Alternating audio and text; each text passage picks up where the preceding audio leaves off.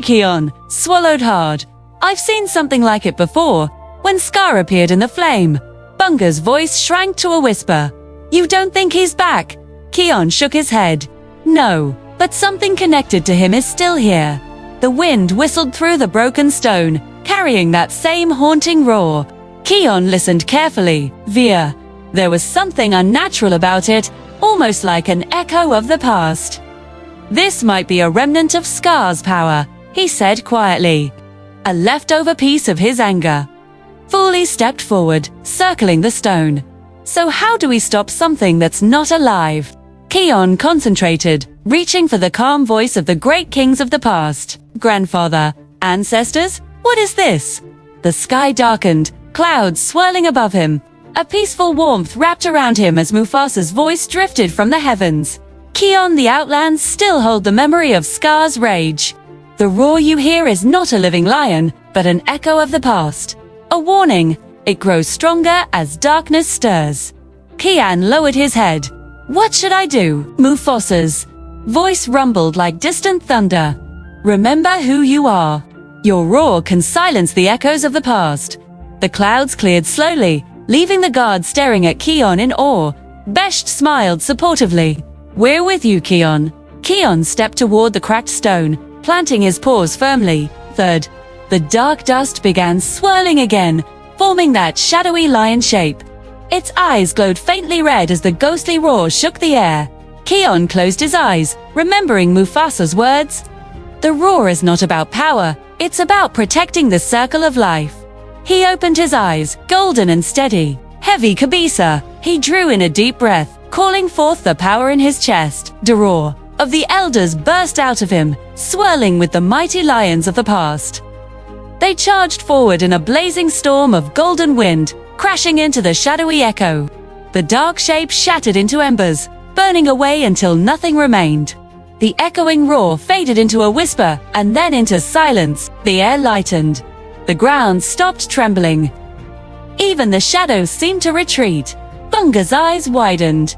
Kion, you did it. Kion exhaled shakily. No, we did it. Together, Ono swooped down. The Outlands look calmer now. Whatever that thing was, it's gone. Fully nudged Kion gently. But if Scar left behind something like that, Kion nodded soberly. There might be more. And we'll be ready. Besht stepped forward. The Pride Lands will be safe as long as the Lion Guard stands together. Kion looked toward the horizon, where the sun finally broke through the clouds, casting warm light across the Outlands. We protect the circle of life, no matter what shadows try to come back.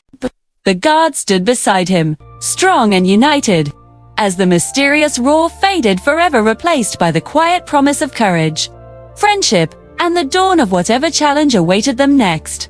Thank you so much. Kion walked along the edge of the Pride Lands, his ears twitching as the wind carried a distant, unfamiliar sound. It wasn't the roar of a lion. It wasn't the cry of any animal he knew. It was deep, echoing, and filled with a dark energy that made the fur along his spine rise. Bunga bounded beside him, humming to himself until he noticed Kion had stopped. Kion, why do you look like you've swallowed a thorn? Kion didn't answer at first. He was listening. There it was, again, a low, haunting roar that rolled across the plains like thunder from nowhere. Did you hear that? Kion whispered. Bunga shrugged. I hear a lot of things. Mostly my stomach. Kion's voice grew tense. No, Bunga, that roar. It came from the Outlands. Bunga's smile vanished. Oh, that roar. They hurried back to the others. Fully Besht and Ono waited by a fallen baobab trunk, watching vultures circle in the distance. Kion's expression was troubled. There's something out there. Something powerful. We need to check it out. Fully flicked her tail, concerned. You sure? The Outlands are full of hyenas, and worse. Kion nodded.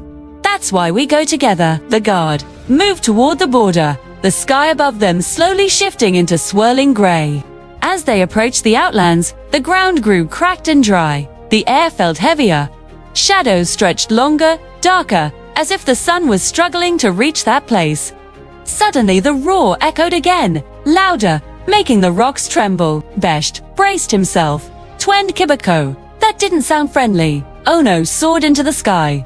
I'll scout ahead. Maybe I can see what's making that sound. He circled higher, scanning the jagged landscape of termite mounds and dead trees. His voice crackled through the air.